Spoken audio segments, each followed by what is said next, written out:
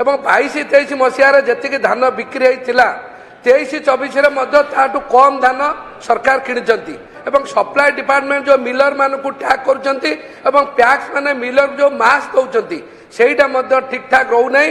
ଯେଉଁ ଆଜି ମନେ କରନ୍ତୁ 1000 କୁଇଣ୍ଟାଲର ଧାନ ଚାଷୀ ମାନେ ମଣ୍ଡିକି ଆଣିଲେ କିନ୍ତୁ ମିଲର ମାନେ 200 କୁଇଣ୍ଟାଲର ଗାଡ଼ି ନେଲେ। ଯେହେତୁ ଯେପର୍ଯ୍ୟନ୍ତ ପେମେଣ୍ଟ ହେଉନାହିଁ ଚାଷୀ ସେ ପର୍ଯ୍ୟନ୍ତ 5 ଦିନ ଜଗିକି ରହୁଛି। ଆମର ଅନୁରୋଧ भद्रक जिले में Basudevpur block Tihidi block Chandbali block रे जो दानार बात्यार प्रकोप रे बहुत धानर क्षयक्षति 20-30% धान माने तार टिके अगाड़ी होवार जो आमर भाषा अच्छी अगाड़ी होवार व्यवस्था हो तार एफएक्यू मानटा किपरि भावे से निर्धारण करिवे एवं किपरि भावे से धानटा को क्रय करा जिवो एवं चाषी मानक सुविधा पई एफएक्यू मानरे कटनी छटनी करके 7-8% गत थर आम नजर को आसी विभिन्न मार्गरे से कटनी छटनी करुले।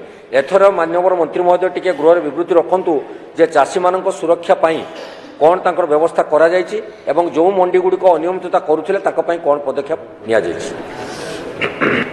माननीय मंत्री माननीय विधायक महोदय क्षयक्षति बाबद प्रश्न पचारे ताहाकू आमर सरकार तरफ अनुधान करा जाउछि।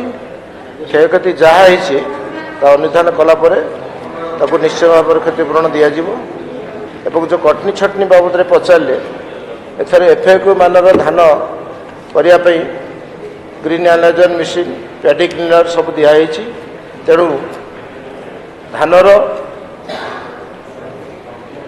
क्वालिटी की ठीक भाव आम नवा एवं सरकार तरफ पैसा भल दिज्व 2300 टंका पर 800 टंका बोनस दिज्व से किसी व्यस्त हबार ना। धन्यवाद। माननीय विधायक श्री शारदा प्रसाद प्रधान। स्पीकर मैडम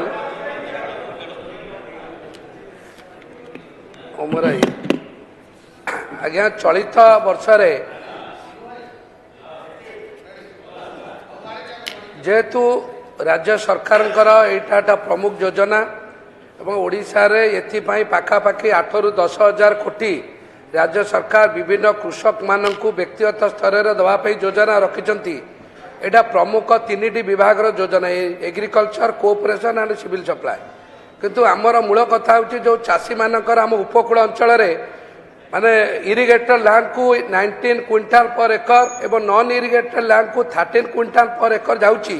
वास्तव में चाषी अमल आठू यथेष्ट गुणर अधिक होती कृषि विभाग टे ध्यान देवा दरकार।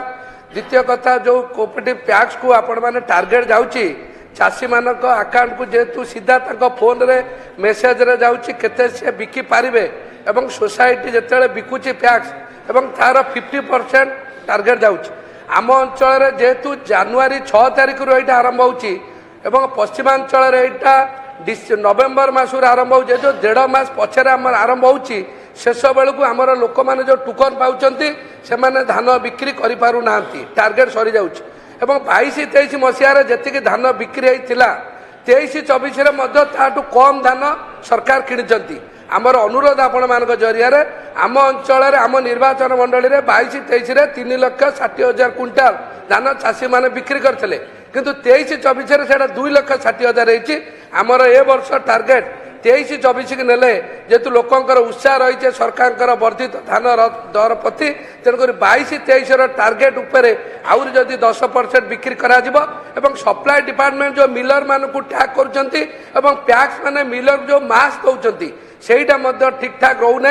जो आज मन करंतु 1000 कुंटाल धान चाषी मैंने मंडी की आनिले किंतु मिलर माने 200 कुंटालर गाड़ी ने जेहेतु जेपर्यंत पेमेंट होना चाषी से पर्यंत 5 दिन जगिक रोचे। आमर अनुरोध उभय डिपार्टमेंट चाषी ओजन कर रखु मिलर को जिते बड़े दिंतु से कथा से ध्यान देवा मोर आपण मान जरिया अनुरोध। माननीय मंत्री महोदय माननीय बाचस्पति महोदय माननीय विधायक प्रश्न पचारे आमर कोस्टाल बेल्ट रे धान मंडी पछरे हबार कारण होची आमर धान एपटे अमल हवा टिके डेरी हुए बड़ धान हुए से पछरे मंडी हुए जनवरी डिसेम्बर लास्ट वीक डिसेम्बर जनवरी हुए। द्वितीय कथा होची ସେ କହିଲେ ଯେ ଧାନ ଅଧିକା କିଣିବା ପାଇଁ ଧାନ এটা সেটেলাইট সর্ভে হচ্ছে কোটি কেউ ধান মানর ধান হচ্ছে বড় ধান কোটি হচ্ছে সেই অনুসারে টোকন দিয়া হচ্ছে টোকন অনুসারে ধান কিণাযিব এবং ଅଧିକା ଯଦି ଚାଷ ହେଇଥିବ ସେ ବି ମଧ୍ୟ ସର୍ଭେ ରିପୋର୍ଟରେ ଆସିଥିବ ତେଣୁ সেই ଅନୁସାରେ ଟୋକନ ଦିଆଯିବ ଧନ୍ୟବାଦ।